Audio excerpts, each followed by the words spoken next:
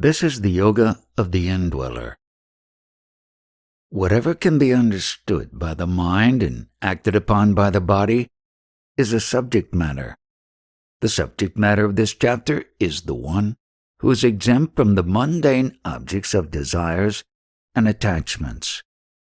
What we discuss here is Brahman, that is beyond any subject. It is difficult to act like Brahman. It cannot be touched by the senses, nor can it be grasped by the mind.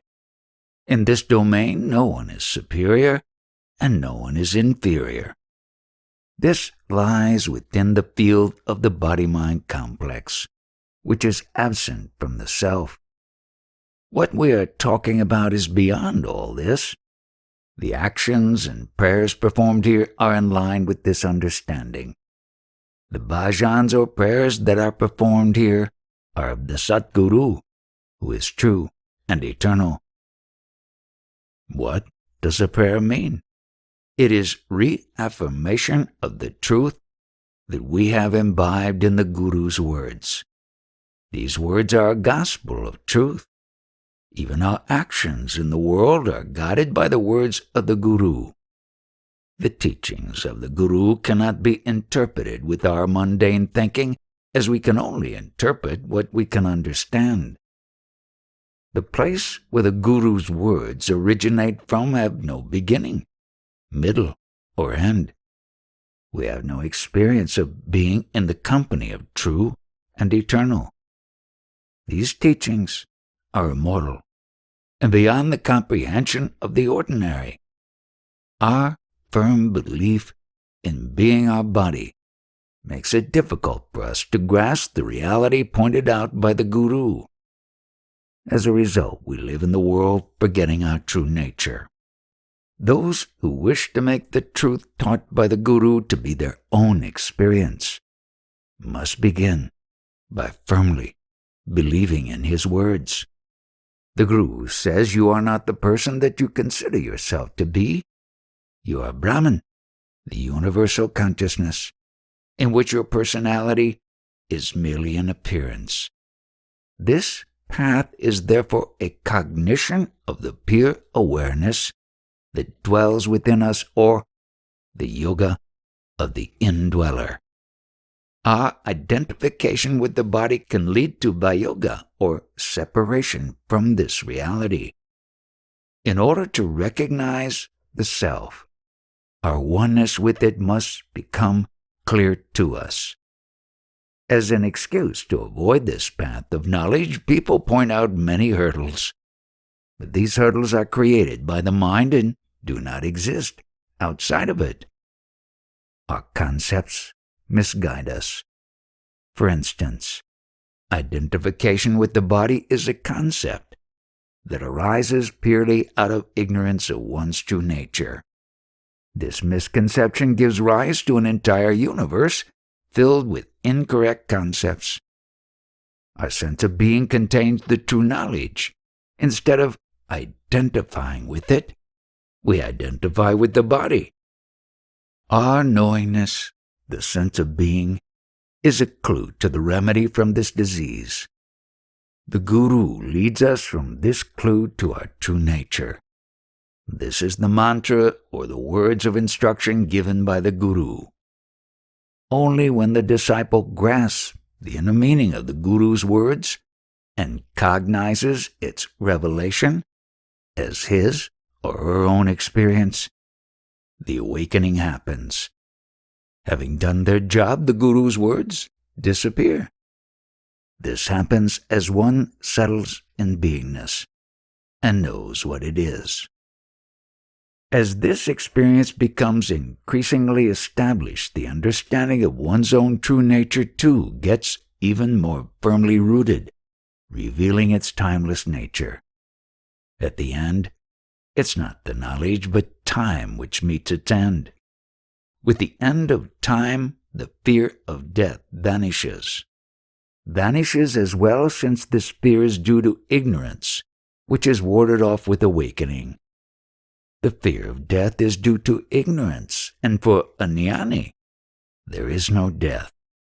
his consciousness becomes non-consciousness. When one settles in beingness, it becomes quiet, and the meaning of the Guru's words become clear. Then our existence, which is prior to these words, reveals itself. Just listening to the Guru is not enough. One must be transformed by those words. Your mind should lose its influence on you by dropping the body identity. You must be free of the influence of words as they control your mistaken future plans. One's personality is a bundle of virtues and traits or gunas. With the cognition of Guru's words, these gunas become nirguna, free of all qualities.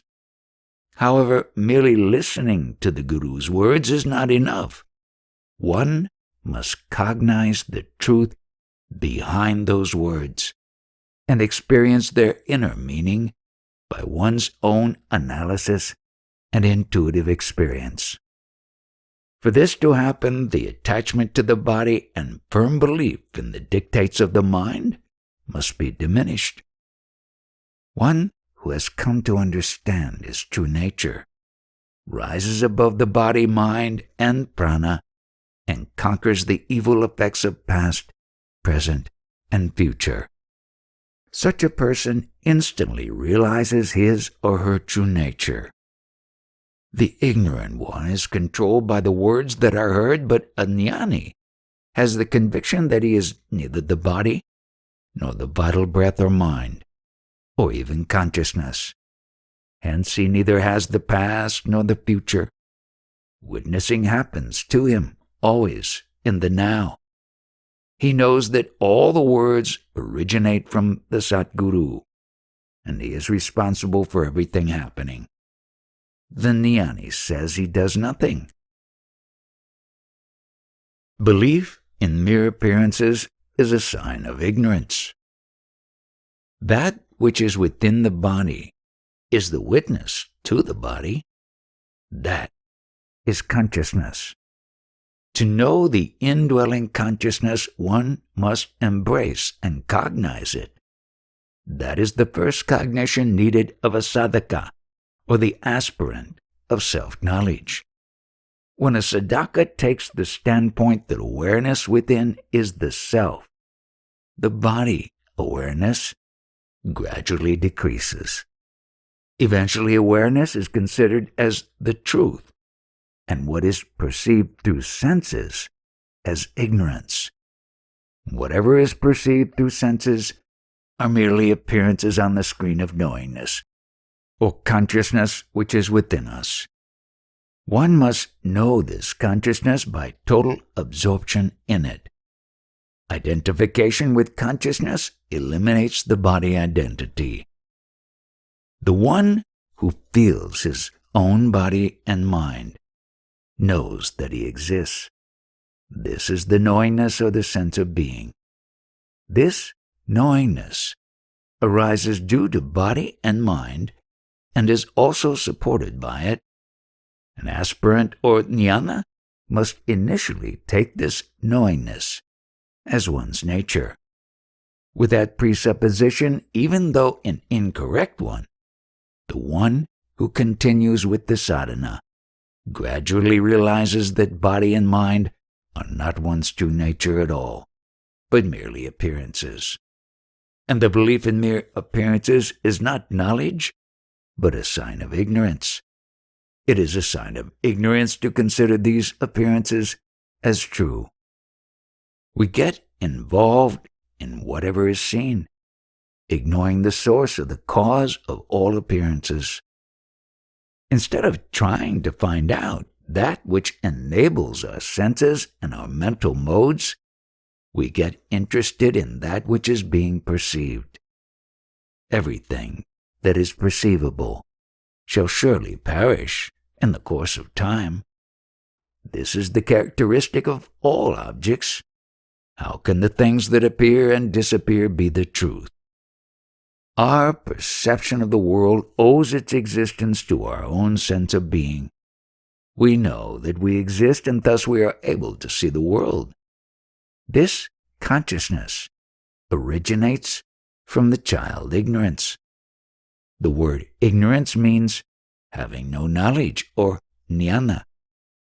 A raw fruit cannot be sweet. This is also the state of the child ignorance. An infant cannot distinguish between the flavor of milk and mud. It savors both of them equally. It is only later, as the child grows and the taste buds develop, that milk starts tasting better and mud becomes unsavory. Just as the mud gradually starts tasting bad and milk increasingly delicious, the ignorance due to the worldview changes and its place is taken by knowledge. In time, as the infant starts recognizing its mother, the ignorance continues turning to knowledge. With time, the knowledge of existence develops, leading to self-love. This is the primal ignorance, or the mula maya, which is responsible for this world. Although the consciousness that has appeared suddenly is holy, noble, and beautiful, it is temporary. Though the sense of being is the cause of the manifestation and the very root of existence, it is not eternal. It is as transitory as the appearance of the universe, sensed by the body and mind. Just as the unripe fruit ripens and falls off the branch of a tree, similarly the ignorance turns into knowledge, and both eventually meet their end. Just as ignorance vanishes, so too the knowledge does not stay permanently. What is eternal and true is the self, which is prior to everything. One's true nature is eternally unchanging and prior to everything that appears and changes. This truth must be cognized within, and this is the sole purpose of spirituality and the justification for our existence. It is our duty to be acquainted with truth as our true identity.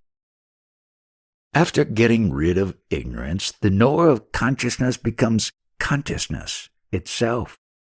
Finally, he then goes beyond consciousness and becomes a jnani. Subsequently, he loses his ego and rests in his most natural state. He is then fit to become what he preaches. To ward off ignorance and to cognize the truth taught by the guru, one must constantly dwell upon the teachings of the guru. The knower of truth initially recognizes what is false and thus gets exposed to that which is the truth. Ultimately, one's true nature is neither the knower nor the ignorant one, but the unchanging witness to both. In that there is no knowingness, nor non-knowingness. All this is brought about by the grace of the guru alone. A jnani knows that his jnana too is short-lived. What has appeared suddenly is bound to vanish in an instant. Hence, by the grace of the guru, the consciousness is then known to be just a nuisance. With this true knowledge, all disturbance ends. This is the blessing of the satguru. What is meditation? Vignana means transcending, jnana, the knowledge of whatever one might be enjoying or experiencing.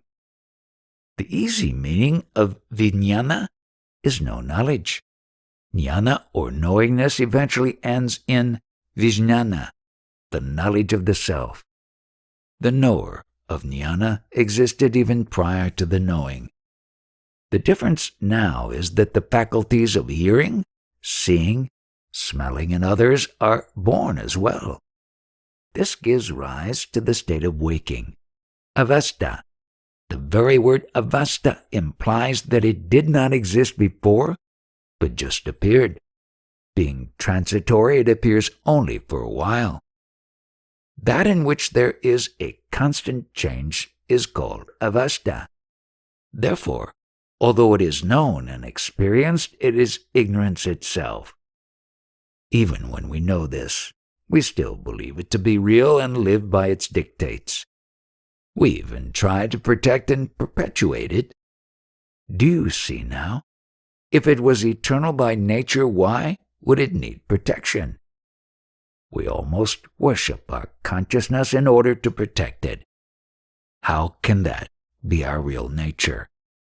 It must be consciousness that illumines and preserves this all. The body needs to be protected since it supports prana, the life force. Our body is the food of prana. This combination of body and life force gives rise to the sense of being. The knower of this needs no protection and will exist forever. That which procreates life was present before the birth, remains during the life, and will continue to remain after the life is over. It is foolishness trying to perpetuate this body with its sense of being and by confusing it to be our true nature. In the end, this sense of being, which is sustained by the body and mind, will perish, and the eternal state of non-dual pure awareness, which is in fact the state of unknowing, alone remains. The knower of consciousness is prior to consciousness, and is pure and free in all respects. We know that the appearance of the world outside is due to our knowingness. But how did it come about? It appears in the waking state. Along with the appearance of the waking state, the universe also appears. And along with it appears the space and time. This waking state is a result of the joy of union between male and female. In space and time, the objects make their appearance projecting the world to the sensory organs. But the space and time are limited to a single state or interval and are not eternal. This interval lasts a lifespan, which is just the movement of the sun. All these are within the realm of limitations. Therefore, our consciousness or attention is due to the existence of the sun. The sun is transient and has an end, and that which is transient cannot witness that which is steady and motionless. How can a limited entity witness, perceive, or assess the infinite self? The only asset of the waking state is knowingness, the experience and the feeling that one exists. But this sense of being vanishes in time. With that, the space and time cease to appear as well. When knowingness is absent, nothing appears. With the knowingness, the world appears. Vignana, or the self-knowledge, is to know that merely the sense of being is not our true nature. Once the sense of being is enjoyed, the world appearance becomes firmly established, and the entity or the notion of me and mine get deeply rooted. On the other hand, when vignana dawns, the concepts such as me and mine fade away. The sages advise not to merely mention the words, but to silently discriminate within yourself by asking your own mind. As long as there is a waking state, many things appear, and all seem to be very real. It is vignana that shows that jnana itself is an illusion. Only then does the sense of being, the fragrance of consciousness that I exist, permeate the being that rises to this jnana. All the desires of such jnanis are instantly filled when they recognize their own unchanging and true nature. Even the desire to know one's own nature fades away. This is only possible by the grace of the satguru, the one who shows you the source of this supreme knowledge. True knowledge of consciousness eliminates the concepts of me and mine. Therefore, the sages advise us to remain silent and to investigate the reality of the mind. For receiving the grace of the Master, one must meditate on a deity of his choice. Such a meditation steadies a person and points him towards the self within. Eventually, with this practice, grace and the teachings of the Master descend upon him. Only then does he realize the true source of his sense of being. Such an aspirant of jnana is then released from all the limitations that have so far bound him to ignorance, and he is thus liberated while living in the body. We experience the fragrance of our being, which means Vasudeva or God dwells within us. In Marathi, Vasu means fragrance and Deva means God. Only a jnani can recognize the Lord within. With this knowledge, all desires are fulfilled, including the desire to realize or know Atma. For this to happen, one needs the Guru's grace, as it reveals the origin of consciousness. This demands meditation on a deity of your choice. Gradually, the consciousness becomes steady, attracting and emulating the qualities of the deity that is being worshipped and, finally, of the satguru. This leads to the knowledge of the source of the consciousness. Then, even while being in the body, the person is freed from all concepts and experiences. This is the stabilization of true wisdom, which makes one stita prajna, or the one who is established in wisdom. A jnani knows that birth is nothing but witnessing, waking, sleep, and hunger. The witness has appeared and is bound to vanish in time. He knows what is meant by birth and death. For him, this is just a game. That what is acting is consciousness that has appeared due to the union of the male and the female. The vast consciousness loses our attention. Just as a tree does not have any use for itself, a jnani, whose mind has merged into the non-dual awareness, does not need to live for himself. He becomes the Nishka-ama Parabrahma, the desireless Lord of the universe.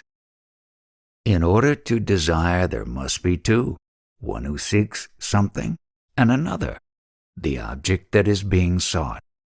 What desire can arise in a jnani, for whom the concept of otherness is gone, and who realizes that all is one? A jnani does not see any manifestations or the world outside as something different from himself. How does this non-dual awareness come about? For such a person, his standpoint transcends the state of individuality and enters the state of Chaitanya, the pure and non-dual awareness, when there is no second to be aware of other than one's pure awareness. While being in the state of duality, he sees only chaos all around. On the other hand, in the state of realization of his true nature, how does this non-dual awareness come about? For such a person, his standpoint transcends the state of individuality and enters the state of Chaitanya, the pure and non-dual awareness, where there is no second to be aware of other than one's pure awareness. While being in the state of duality, he sees only chaos all around. On the other hand, in the state of realization of his true nature, his sense of being remains in immense peace. All his desires that arise out of wanting something are now extinguished forever, where there is no second thing who covets what. One who attains such a state of desirelessness is an enlightened one. Then the knowingness becomes completely silent, and all its needs come to an end. Even the need to exist as a human being is over, which is the state of Parabrahman. As long as you think you know it, you don't. In this evil age of Kali Yuga, the age of darkness, there is no event that does not bring disharmony or chaos. I do not seek any applause or felicitation or recognition from anyone. The word satguru means the one who imbibes all and represents all. I am the personification of the worlds of my satguru, by whose grace my own simple words exude profound wisdom. My talks do not need authentication by scriptures or certification by any scholars. If my talks need to be authenticated or proved, take them to be untrue. A seeker would not be benefited by such instructions and will not know me. My true nature is unknowable, even to Shiva. The whirlpool of Maya, the illusion, is all around me, but it does not affect me. One who is the creator of final cosmic dissolution, Lord Shiva, will also not be able to harm me. As long as the duality exists, there is fear. There is duality only when there is knowingness. When knowingness sets, there is the reality. The seeking ends when that which is pointed out by the Guru is recognized as one's own intuitive experience. That, in fact, is Advaita, or non-duality. My own existence is ever there, undisturbed. Hence, I am not governed by the norms of society.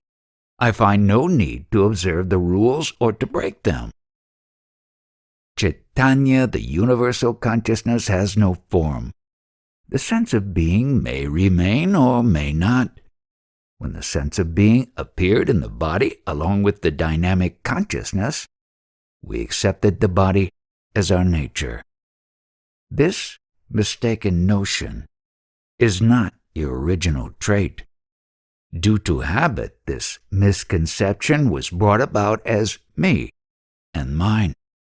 The universe runs with the energy of consciousness. Though we accept the body and mind as our nature, did we struggle to create it? Is this my birth, or is it just a memory? Or is it a sign of union of Prakriti and Purusha? The conflict between the five elements goes on forever. Our experience of trouble is formless, just as Prakriti and Purusha. The consciousness and bliss are both formless. So the trouble arising from the consciousness bliss due to the union of male and female principle is also formless. We forget our consciousness, not since it is limited, but since it is vast. When we forget our bodies, we get real rest, as in deep sleep.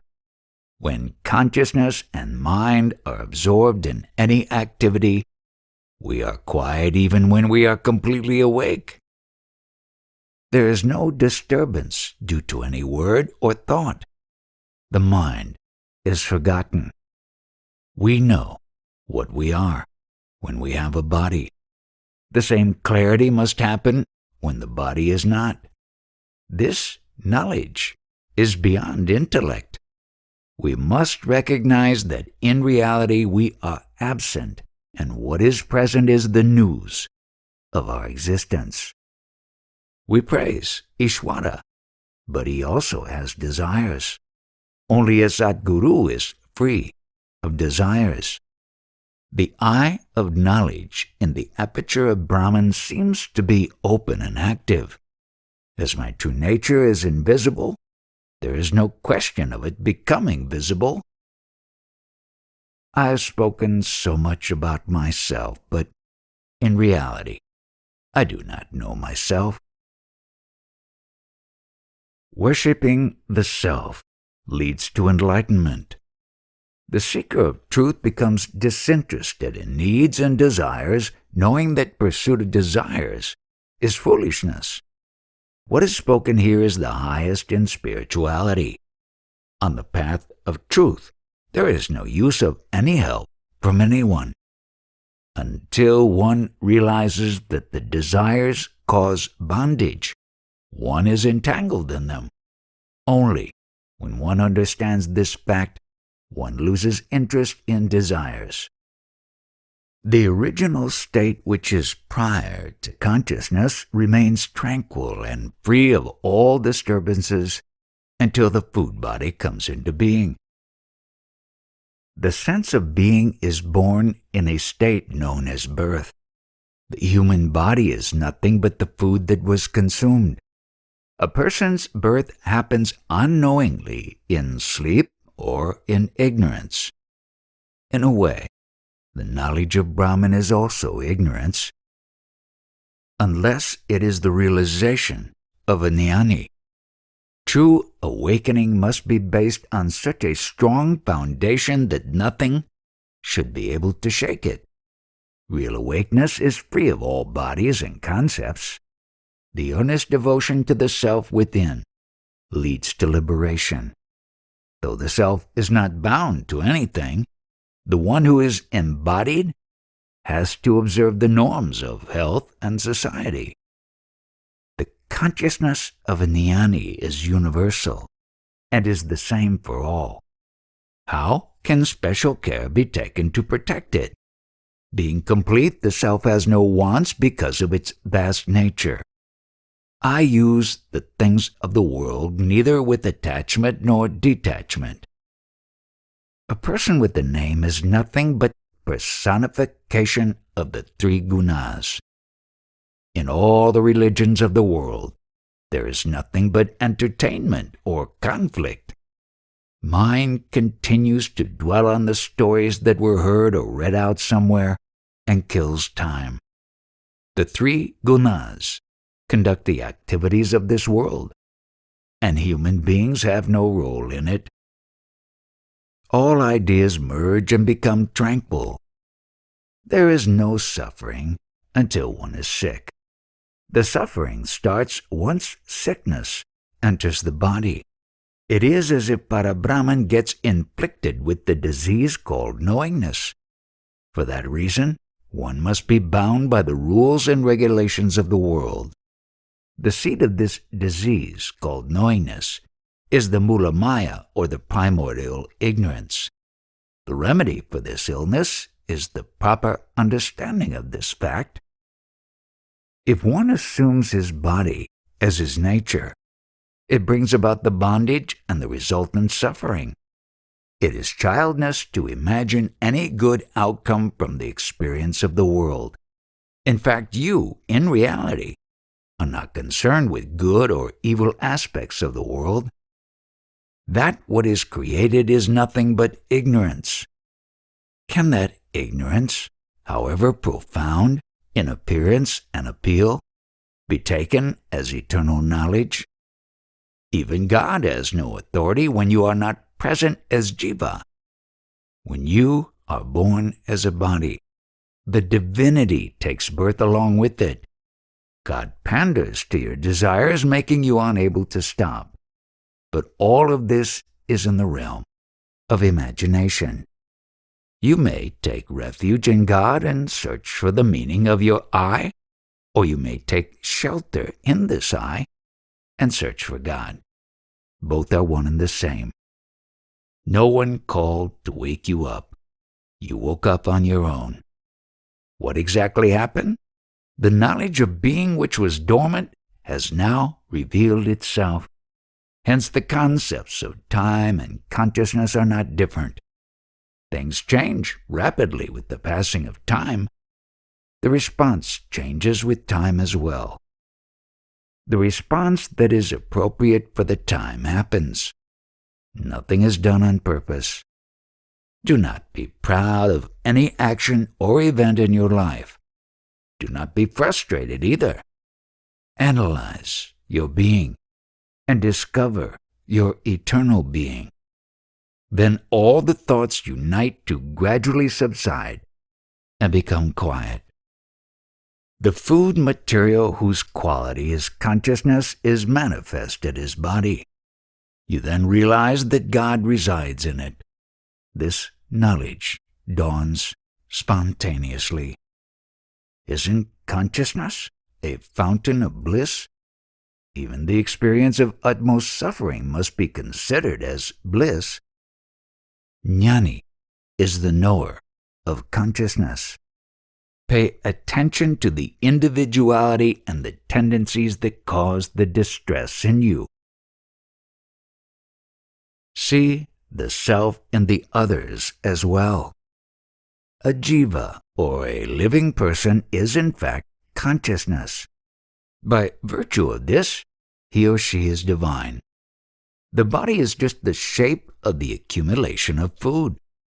The essence of food has shaped itself in the form of body, and in that resides Ishvara, or the knowledge of being. The different disorders that arise are nothing but the various qualities of the food we eat. Consciousness, however, is vast, all-pervading and continuous, just like an infinite space. As jivas, we are consciousness, and that is our nature. As consciousness, we are Ishvara.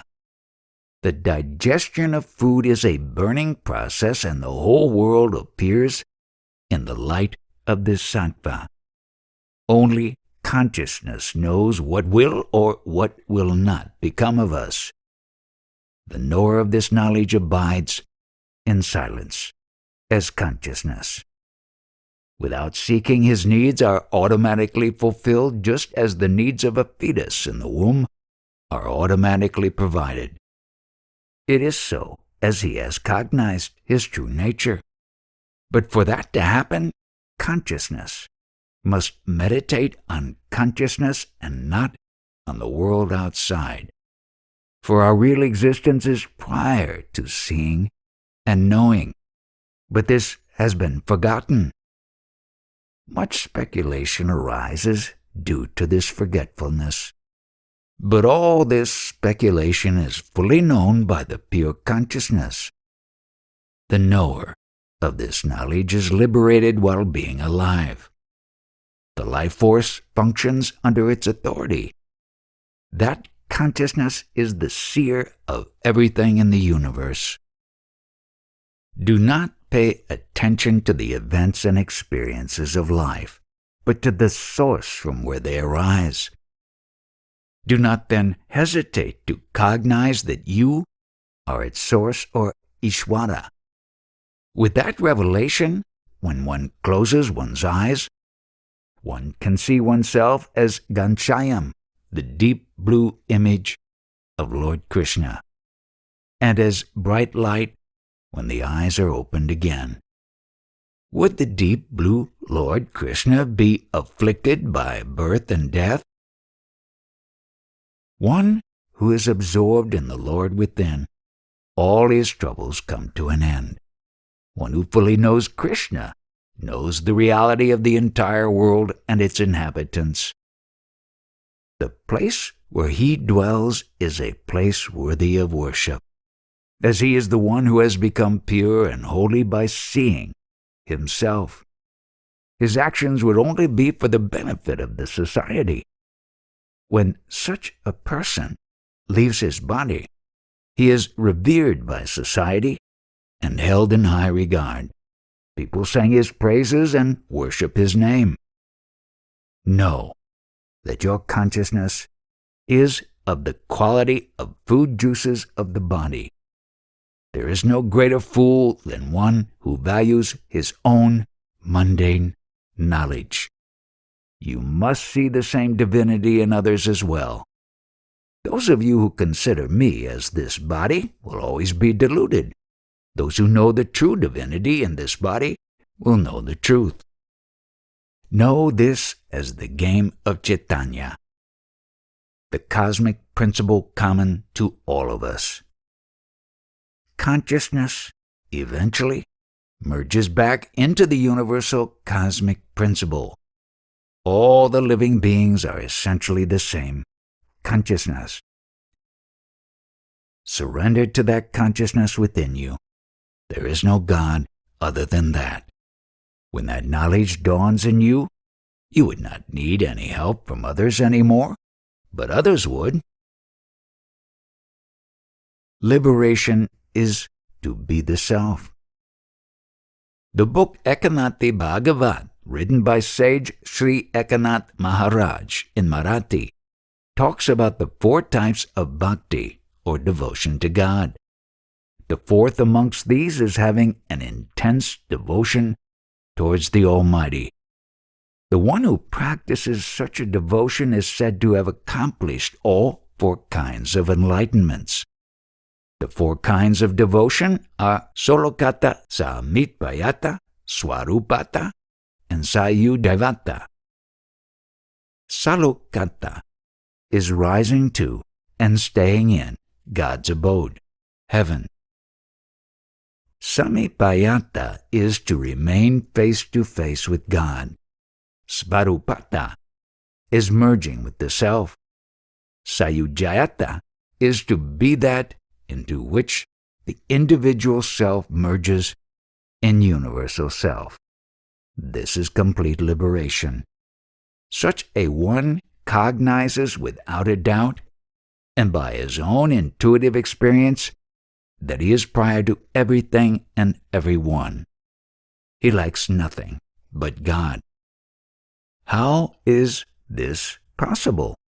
It's possible when one analyzes one's own knowingness, the feeling that I exist, and knows that to be God, and the fact that it is also one's own true nature. Such a person desires nothing. All of this becomes spontaneously possible through the 4th kind of devotion. For God offers Himself to the one who practices this kind of devotion. He cannot be without a feeling of oneness with God even momentarily. In such a state, the difference between devotee and God vanishes. The blissful contentment is all that is left of the devotee, in spite of knowing that there can indeed be no difference between God and himself.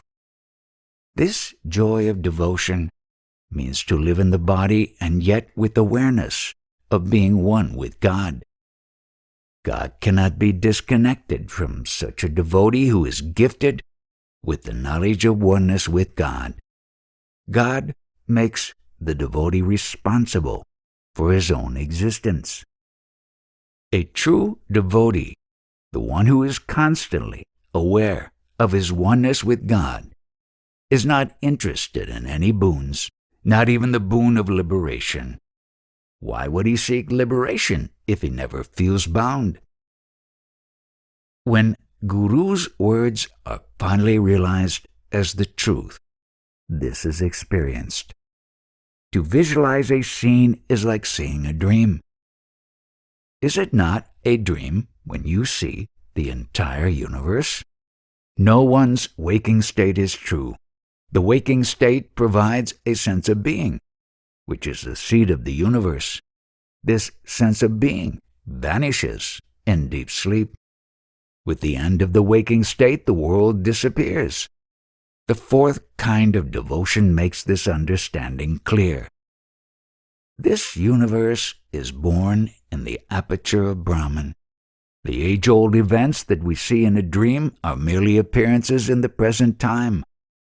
All the past events of this dream story are created in this very instant. In our experience of this world, there are experiences of creation and dissolution of these dream universes. How can one assume this manifestation to be true when a vast space is condensed in the aperture of Brahman? Rarely does one realize the profound nature of this knowledge, which is the secret content of consciousness. This is the result of the 4th kind of devotion. How can the whole universe that fits on the point of a needle be a reality? Do you realize the profound implication of this consciousness?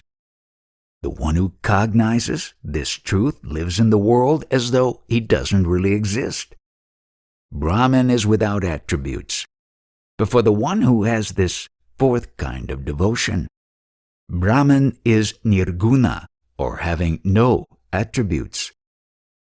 This knowledge reveals that consciousness is indeed without attributes which are beyond all what can be grasped or comprehended by the mind. Everything that we see today has risen out of the unseen. How can that which is invisible be good or bad?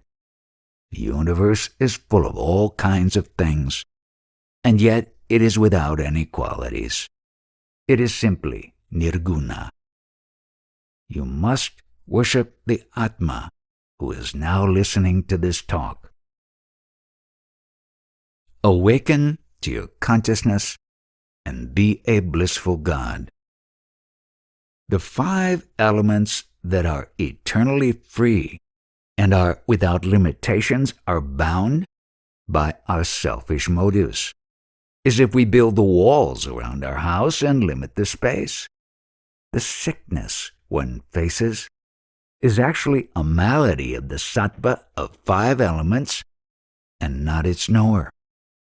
So long as one thinks of oneself as a person, one will be bound and all of one's accomplishments will be irrelevant. Due to ignorance, we get affected and lament like kids. The one who has transcended the cycle of birth and death is Paramatman. The panoramic universe, which is illumined by the light of the self and has spread infinitely in all directions, is minuscule as compared to Paramatman, who is vast in the truest sense of the word. He is a witness to the words, but is without any individuality or identification. Paramatman is prior to any sound and is in perfect order. When one tries to conceptualize about hearing the soundless sound, it is futile. We lack the experience of our own birth, as there was no personal consciousness during the time of birth. When a child gradually cognizes its own body, the knowledge of being an individual grows. If you long for fragrance, you must burn an incense, and if you need some light, you must light up the lamp. Just as the oil burns to light up the lamp, so does your sattva light up the sense of being in you. When the 5 elements comprising the sattva are over for a person, it is understood as death. The one who is complete, the fully accomplished one, alone can speak about the knowledge of Brahman. When you wake up in the morning and look at the source where the eye springs up from, you would immediately know the fallacy of a world. This consciousness is a result of passing through various abominable aspects of life. Know this for sure. Mulamaya, or the primordial illusion, is of diverse qualities and of variegated nature. Even the gods you worship as Hari, Shiva, and Brahma, with their divine forms imagined by you, are offsprings of the primordial ignorance. No wonder you wake up from sleep assuming your own name and form. True awakening that precedes the process of waking up cannot be witnessed by you, as you are that which never sleeps. When this consciousness blooms, you are the Lord Rama, and when this state is unwaveringly stabilized, you are the supreme bliss itself, with no possibility of slipping back from it. In that state there is neither remembering nor forgetting. This state of living as a body and mind is just pure entertainment. There is no real fulfillment or satisfaction in it. It is only discontent. However, when the seat of this discontent is known, you are no longer troubled by it. When you realize that you exist, that is duality. All the problems are caused due to our ever-increasing involvement in the body consciousness. Whatever you can recognize with your body identity is your knowledge, and that causes trouble. All the happenings are spontaneous in the presence of consciousness, but we try to explain it as destiny. When you see your consciousness as false, your world also loses its reality. When you are cheerful, you are accompanied with Ishvara,